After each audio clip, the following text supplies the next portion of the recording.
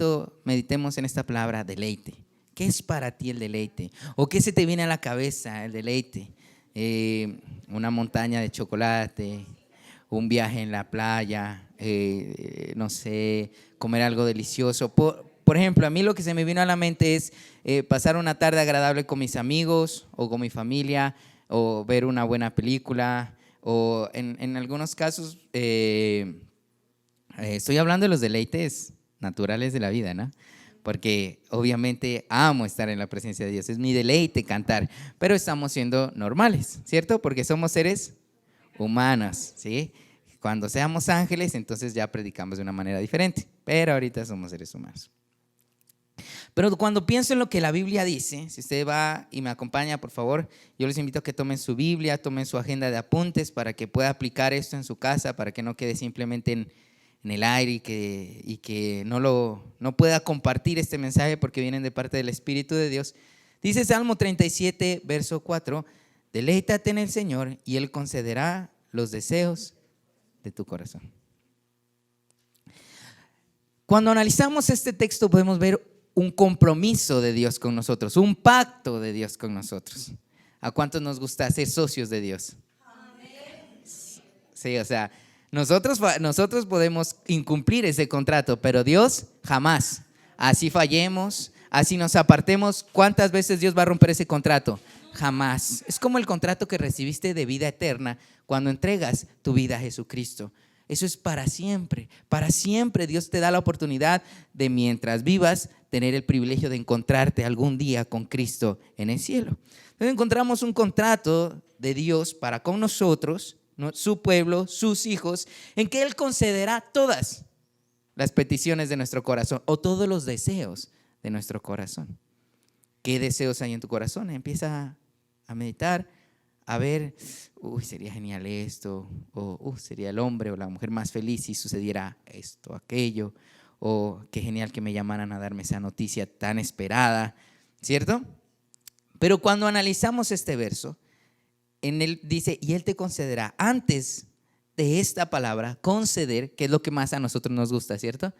Como hijos, cuando somos pequeños, por ejemplo, yo recuerdo que mis padres tuvieron una regla en la casa de que no debíamos tener consolas de videojuego. Era prohibido en la casa, porque eso dañaba nuestro cerebro y nos lastimaba. Recuerdo que una vez nos compraron una consola muy viejita, era súper antigua, pero éramos felices con mi hermano en ese y nos trasnochábamos jugando y volteando, pero fue la única que nos dijeron que nos iban a comprar.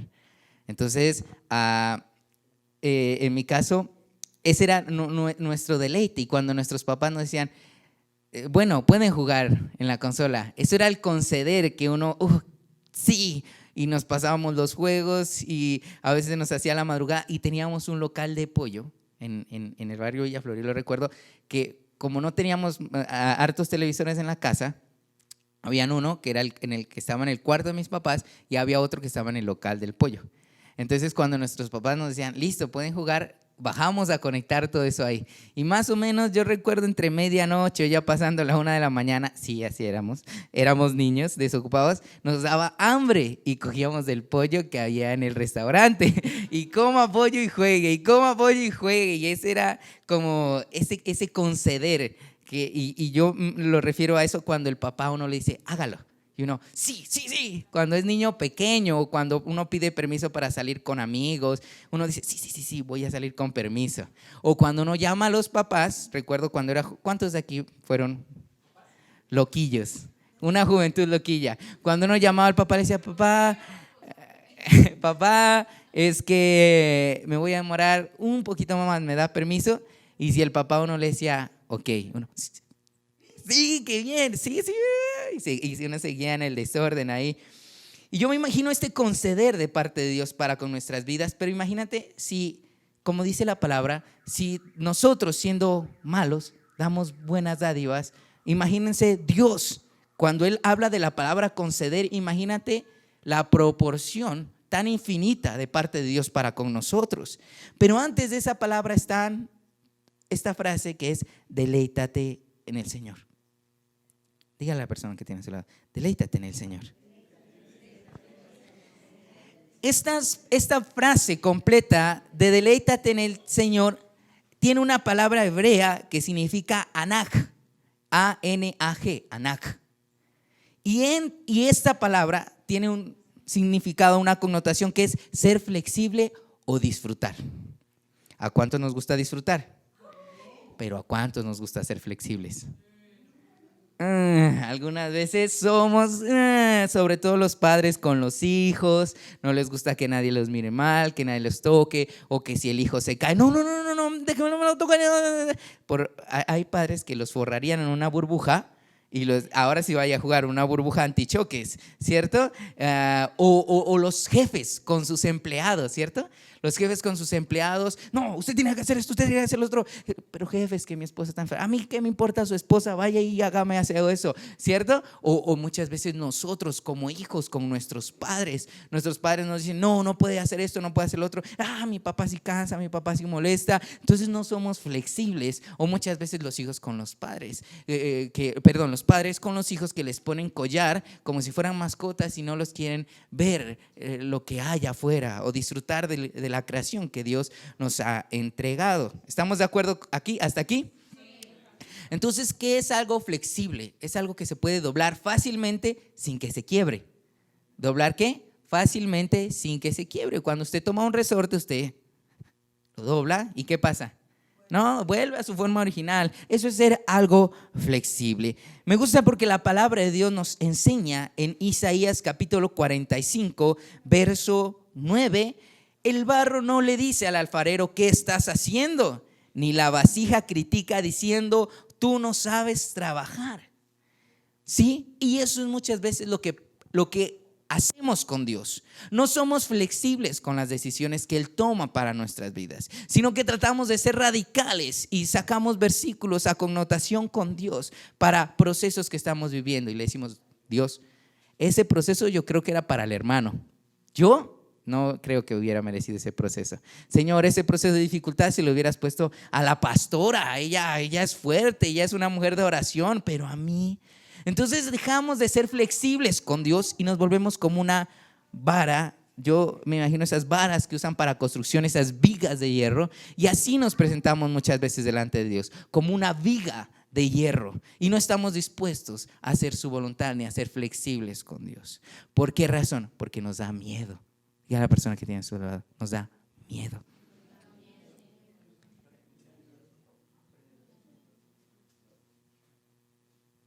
Nos da miedo obedecer a Dios. Nos da miedo muchas veces lo que Él pueda exigir de nosotros.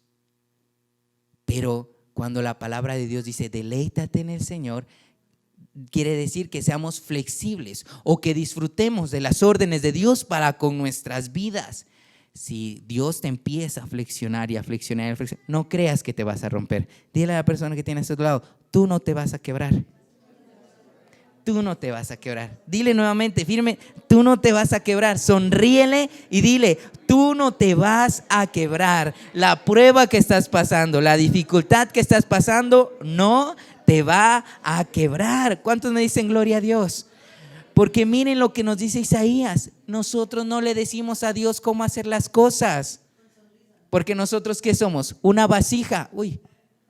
Nosotros no le decimos a Dios qué hacer o qué no hacer, porque nosotros obedecemos en lugar de decirle qué hacer. Amén. Por esa razón, cuando hablamos de flexible, encontramos varios versículos en la palabra de Dios, y yo creo que usted se lo sabe y lo invito a que lo lea en su casa. Carguen su propia cruz. ¿Cuál cruz? ¿La del vecino? No, y esto va, y quiero ser muy enfático en esto a los líderes, a los pastores, a los padres, que se ponen cargas y se agarran a llevar cruces que no son suyas. Y terminan desgastados, y terminan deshechos, y terminan dañados, y le preguntan a Dios, ¿qué estoy haciendo mal? ¿Por qué me siento así? Y Dios te dice, es que estás cargando la cruz de tu sobrino. Es que estás cargando la cruz de tu hermano. Es que estás cargando la cruz de tus padres. Aprende a llevar tu propia cruz. Dilo conmigo, voy a aprender a llevar mi propia cruz. si usted lee en Primera de Corintios capítulo 10 verso 13, dice que Él no pone tentaciones más fuertes de las que podemos sobrellevar. Y muchas veces esta palabra tentaciones es traducida como aflicciones. Esta palabra tentaciones también es traducida como cargas o dificultades. ¿Están acá conmigo? Y también encontramos en Mateo 11:30, carguen mi yugo. Carguen mi yugo. El de Él, las cosas de Él, enfocarnos en lo que Él tiene para nosotros. Y sucede que muchas veces creemos que Dios nos ha abandonado, pero cuando Dios nos empieza a doblar, ¿eso qué genera? Un desagrado en nuestras vidas. ¿Ustedes han olido algo feo? ¿Cierto? Hay veces que huele feo algunas cosas y uno que hace una cara como que, es como que, sí, exacto. O cuando alguien le hace una actitud fea a uno dice, uno dice, fo.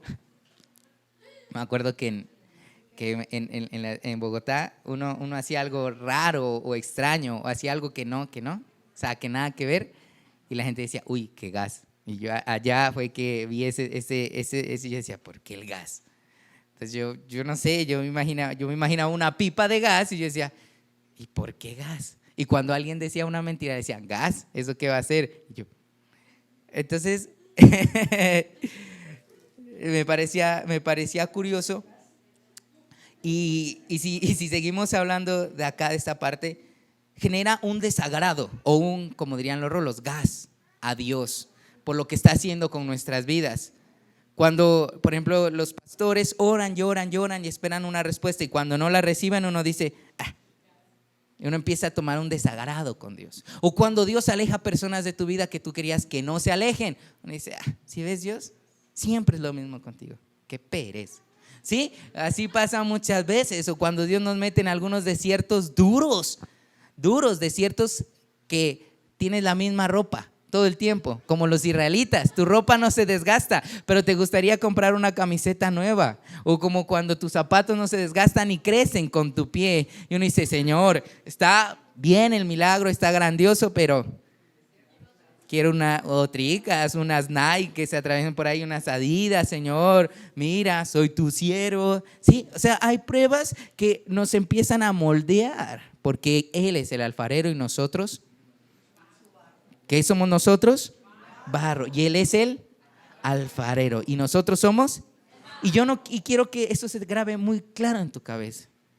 Si Dios te pone a vivir en algún lugar es porque tú eres el barro y Él es el alfarero. Y si Él te pone a lidiar con alguien que es porque tú eres el barro y Él es el alfarero. Y si tus hijos te están sacando la ira, recuerda que tú eres y Él es el. Y no es que Dios vaya a bajar con sus manos y tú en la noche vas a sentir que te mueven por ahí. No, Él usa, Él no vas a sentir que en la cama empiezas como a hacer así, a revolcarte. No, Él va a utilizar personas que están a tu lado para moldearte, para que te sientas presionado, para que sientas que, ay no, Dios. Y cuando llegas a la casa, qué duro este día. Entonces tú dices, ay Dios, pero tú eres mi alfarero. Pero ¿por qué me metí en esa deuda? Pero tú eres el alfarero, Dios. Sí, recordemos eso, que Él es nuestro alfarero. Y cuando nuestro corazón es confrontado con los deseos de Dios para con nuestras vidas, genera un no deleitarme en la presencia de Dios, no deleitarme en los deseos de Dios. Por ejemplo, para mí no es grato ir a las aguas termales, y sobre todo esas que huelen a fo. O sea, yo cuando veo alguna vez que nos tocó ir a orar a un lugar así y la gente estaba así en esas aguas, decía, ¿cómo pueden estar ahí? Y había gente que sacaba esa agua y se la tomaba, y yo decía, oh por Dios, oh por Dios. Son cosas que no generan agrado. Entonces a mí no me gusta estar en lugares así. O sea, no es de mi agrado. Hay gente que por medicinal, que bueno, qué bueno, pero a mí no me agrada. Y eso genera cuando Dios nos empieza a moldear. Nos empieza a generar, si no encontramos el deleite en la prueba, empieza a generar que le cogemos el fo a Dios. Entonces empezamos como que, te invito a una reunión de oración, pero ahí va a estar Dios. ¿Sí? No, gracias.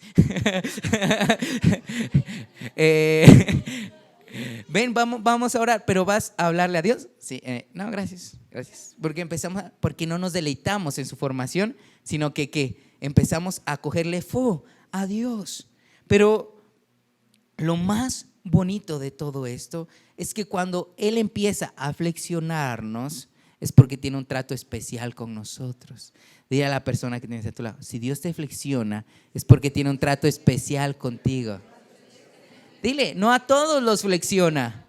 No a todos los flexiona. Hay unos que son inflexionables. Hay unos que son varas de hierro y no se dejan flexionar por nada. Ahora quiero que comprendas esto, que los mayores vínculos se generan en los momentos de mayor combate entre dos personas. En los momentos de mayor controversia entre dos personas se generan los mayores vínculos, o en los momentos de dificultad se generan los mayores vínculos. Por ejemplo, cuando alguien está a punto de perder la vida y otra persona se la salva y le dice, como en las películas, me salvaste la vida, quedaré agradecido contigo para siempre, seré tu seguidor, háblame maestro. Son situaciones de dificultad, generan una mayor ¿qué? Un mayor vínculo. Y por ejemplo, ¿recuerdan a Abraham? ¿Alguien sabe quién es Abraham? ¿Sí? ¿Todos saben? Bueno, eso es llamado el padre de la fe. Para las personas que nos ven no saben quién es Abraham. Era un hombre que estaba dispuesto a obedecer a Dios en todo. En todo. Y si Dios le decía a Abraham, ve, Abraham, regálame tu hijo, porfa, él iba y se lo regalaba. ¿Sí? Así estamos. Y en alguna vez de esas conversaciones de Abraham con Dios, encuentra que Dios le dice, ¿sabes qué, Abraham? Vete de esta tierra, abandona todo lo que tienes y vete. Y vas a irte a un lugar donde nadie te conoce, donde a nadie le importa si tienes un título, donde a nadie le importa si hablas 10 idiomas, 20 idiomas, donde a nadie le importa nada. ¿Y ustedes qué creen que hizo Abraham? ¿Qué hizo Abraham? Vamos, iglesia, ¿qué hizo Abraham?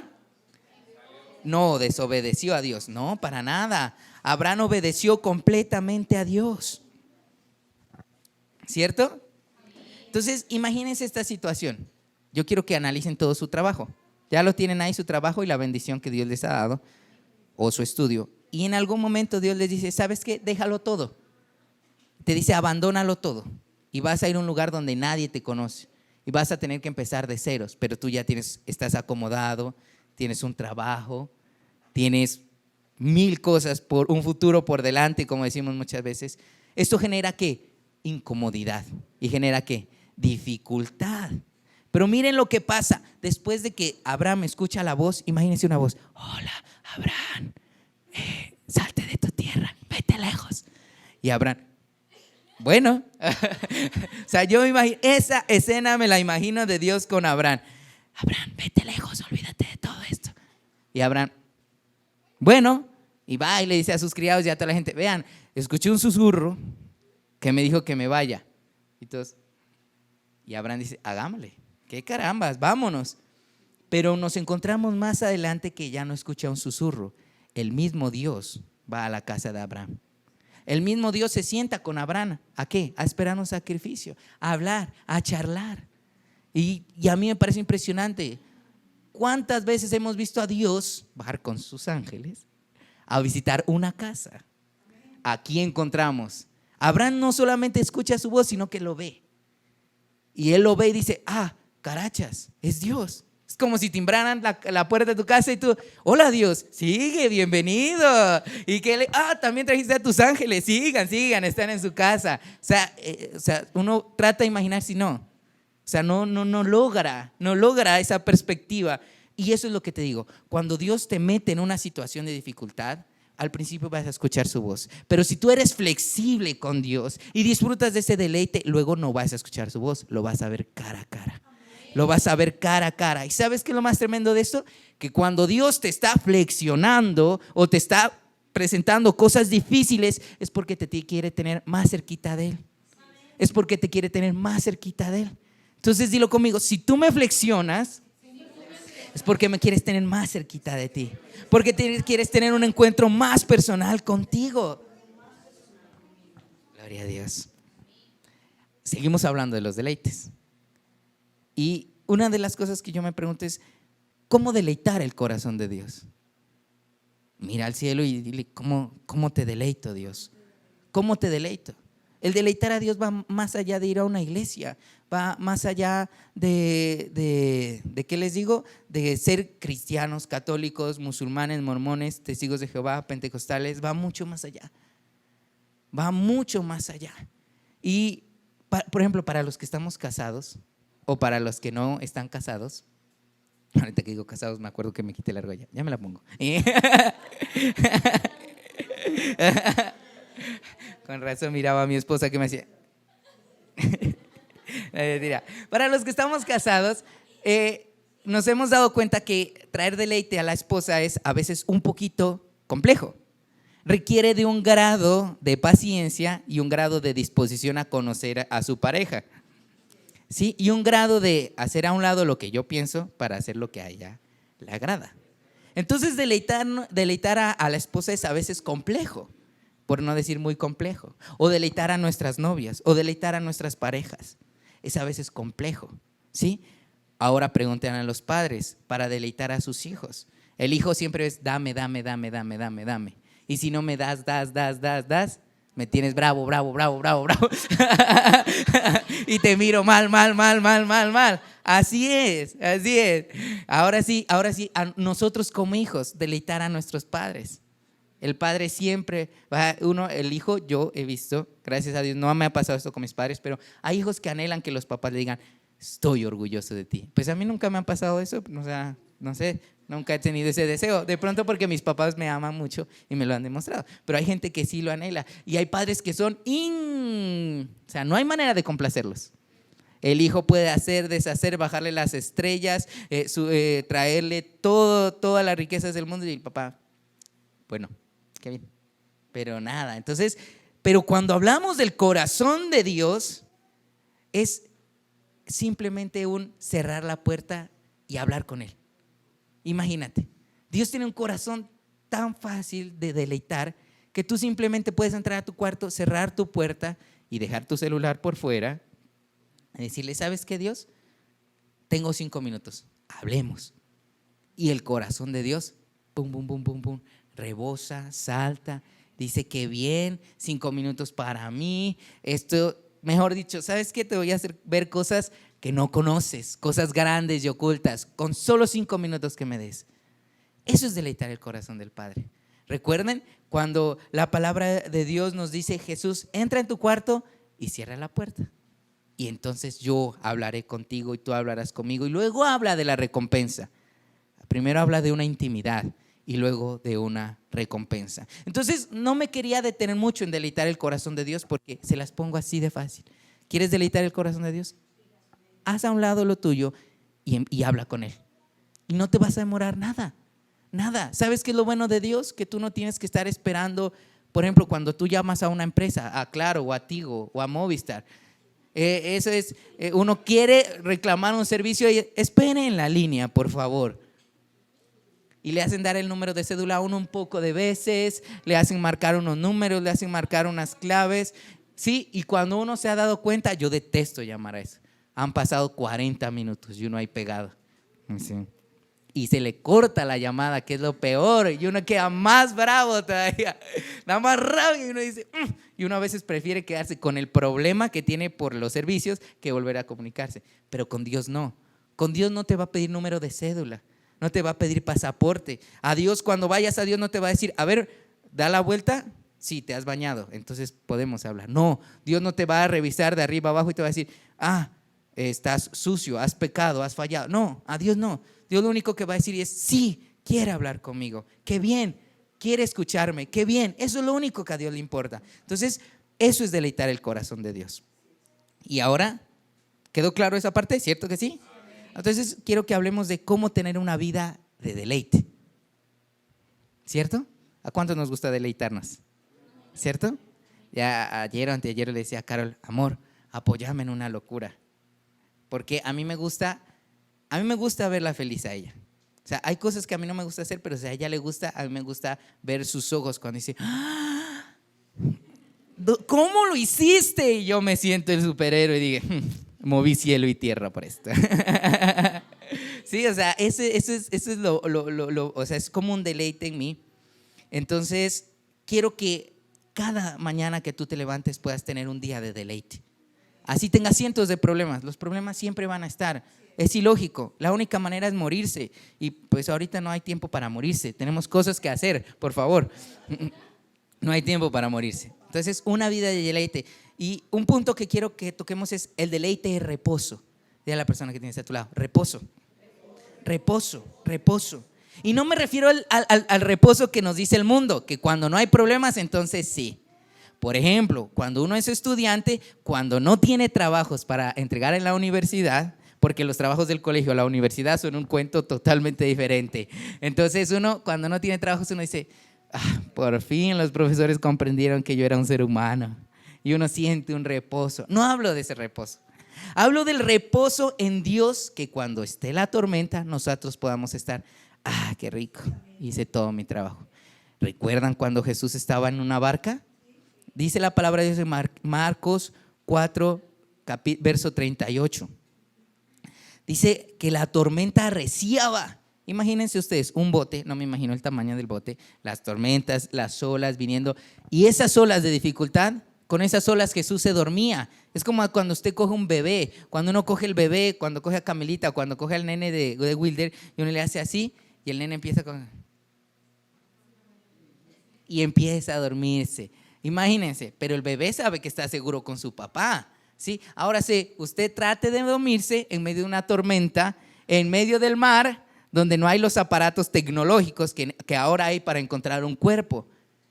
Y los apóstoles se sacudían, me imagino sus barbas largas, llenas de arena, un pescado ahí metido en esas barbas, tratando de cogerse las velas, ellos todos mojados, y Jesús, yo me imagino esa escena, todos los apóstoles viendo a Jesús y le dicen, Señor, ¿no ves que perecemos? A ese es el reposo que yo me refiero, a ese reposo.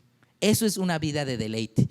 Usted tiene una vida de deleite cuando las olas de las tormentas lo dejan dormir. Cuando usted puede llegar a su casa y acostarse a dormir y decir, ¿verdad que estoy debiendo 200 millones de pesos? ¿Qué? Ya. ¿Por qué hablo de la parte económica? Porque muchas veces es lo que más fuerte nos toca. Y cuando uno se va a ¿verdad que peleé con mis papás? Y ya, ¿sí? Eso es hablar de reposo, porque sabemos que a esa hora no vamos a poder hacer nada. Usted a las 10, 11, 12 que se acueste, ¿de dónde va a sacar 200 millones de pesos? Dígame, duro. Entonces acuéstese, a ese reposo me refiero, ¿sí? No al reposo que por ejemplo, los discípulos estaban seguros de que como iban con Jesús en la barca no iba a pasar nada malo. Y viene Jesús y se duerme. Y los discípulos dijeron, si Jesús se durmió, aquí la hicimos. Yo creo que esta balsa va a volar. Ya todos estaban esperando y no. La tormenta arreció con más fuerza, la balsa se iba a quebrar. Los discípulos pensaban que iban a morir ahogados. Y yo quiero que te imagines la muerte ahogado. ¿Cierto que es feo? Por ejemplo, a uno cuando le falta aire, uno siente horrible. Imagínate morir ahogado con agua salada. Qué maluco. O sea, yo con agua dulce todavía, pero con agua salada, no. Ese es el deleite en reposo. Otro punto, el deleite es adoración. Di conmigo, el deleite es adoración. Y hay una palabra hebrea que se llama abodá. Diga conmigo, abodá. Abodá. ¿Qué significa trabajo? Pero a la misma vez la palabra abodá significa adoración. En Colosenses 3:23 dice, todo lo que hagan, diga conmigo, todo. Diga otra vez, todo. Diga otra vez, todo. Todo lo que hagan, háganlo de buena gana, como si estuvieran sirviendo al Señor Jesucristo y no a la gente. Miren, acá dice, y todo lo que hagáis, hacedlo ¿de qué? De corazón, de buena gana, con buena onda, con ánimo. ¿Como para quién? ¿Para el señor de la tienda? No. ¿Para el señor que me prestó el dinero? No. ¿Para el señor profesor? No. Para Dios. Para Dios.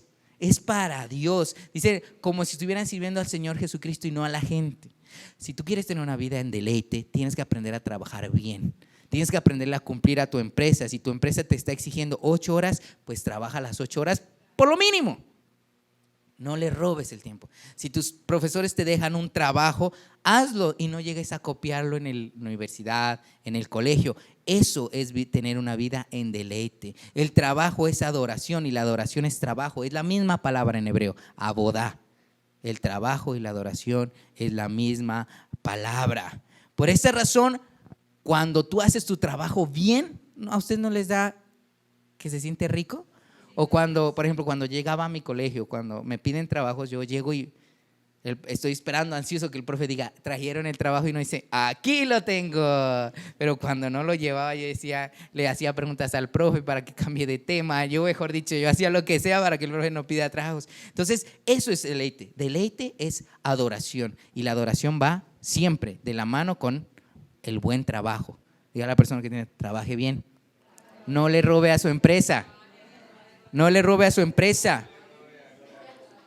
Por ejemplo, cuando le robamos tiempo a nuestra familia, cuando nuestros padres quieren estar con nosotros o cuando nuestros hijos quieren estar con nosotros, eso es un trabajo, porque de todas maneras desgasta, el cuerpo se desgasta, cuidar a los niños chiquitos desgasta y cuidar a los grandes desgasta más todavía, desgasta más el corazón de los padres, ¿sí? Y cuando los papás empiezan a ser machochos, uno como hijo se desgasta más todavía. Se los digo de una vez.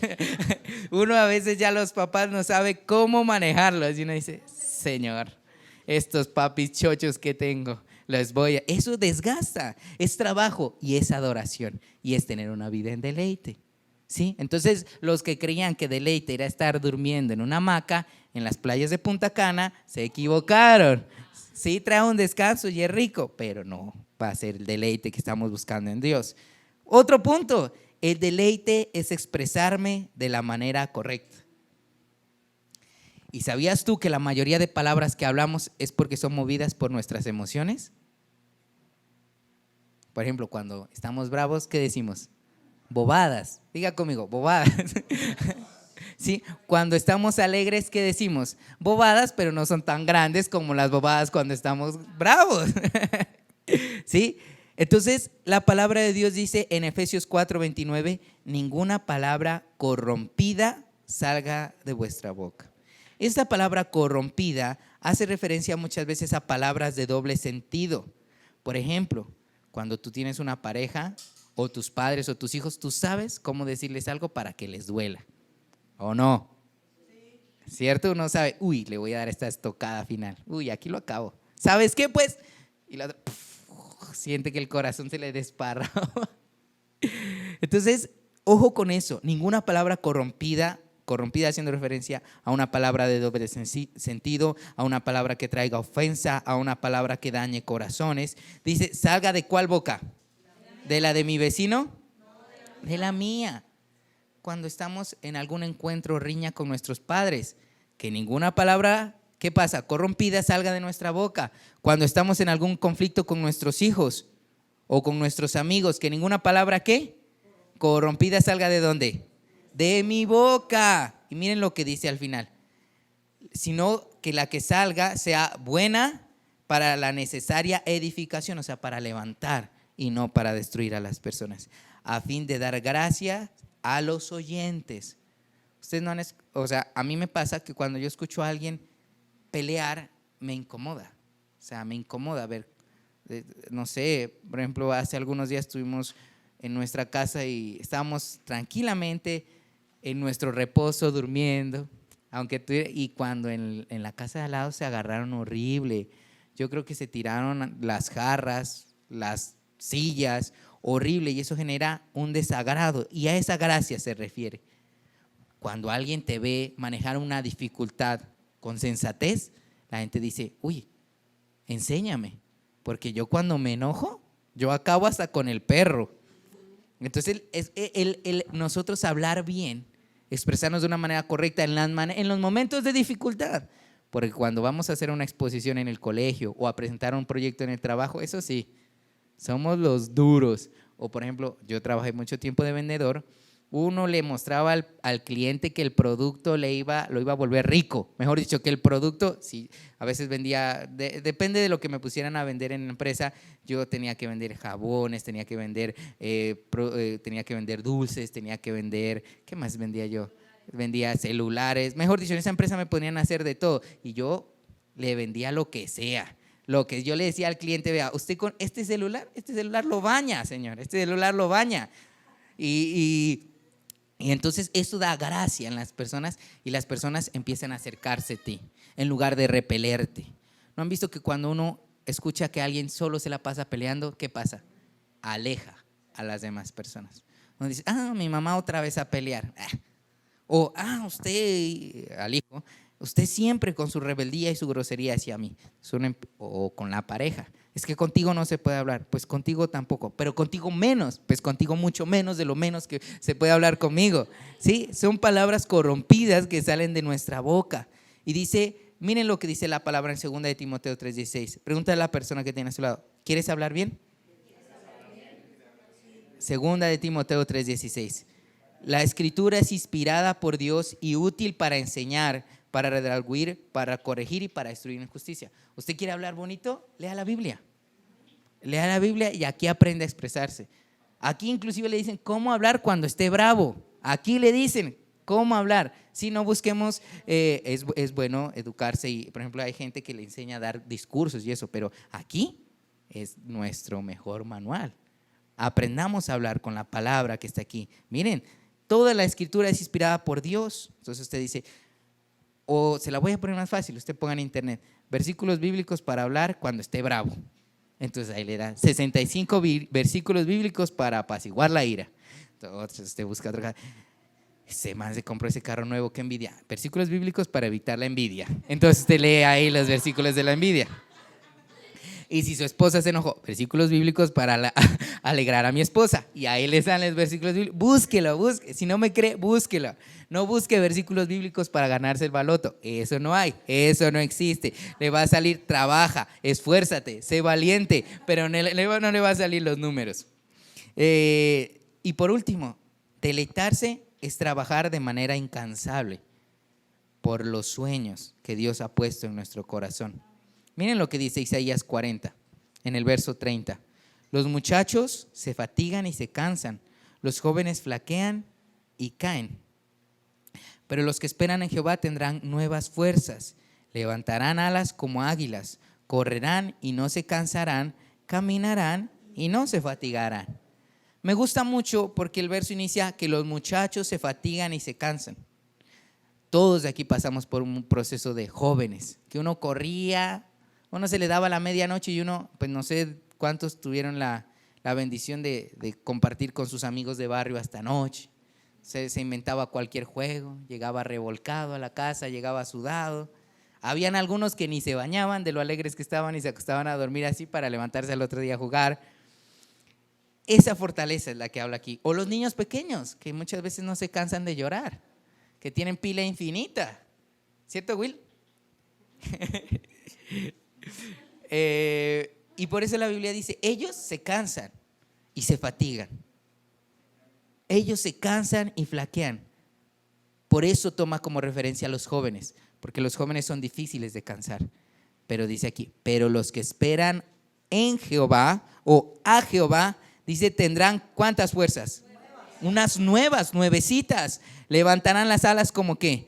Como águilas. ¿Ustedes han visto las alas de las águilas? Es una cosa grandota, es hermoso. Correrán y no se cansarán, caminarán y no se fatigarán. Esto me parece genial. Por ejemplo, nosotros a veces vamos a jugar fútbol y cuando van poquitos jugadores, uno tiene que correr mucho y a la mitad del partido uno está… Pero miren esto, es como un superpoder que Dios nos da, que vamos a correr y no nos vamos a cansar. Es un superpoder. Sí, es como no sé, como ver a Flash correr y no cansarse. Es como Capitán América, yo qué sé. O sea, no hay manera de que nos cansemos porque estamos esperando en Dios y tenemos todo el tiempo nuevas fuerzas.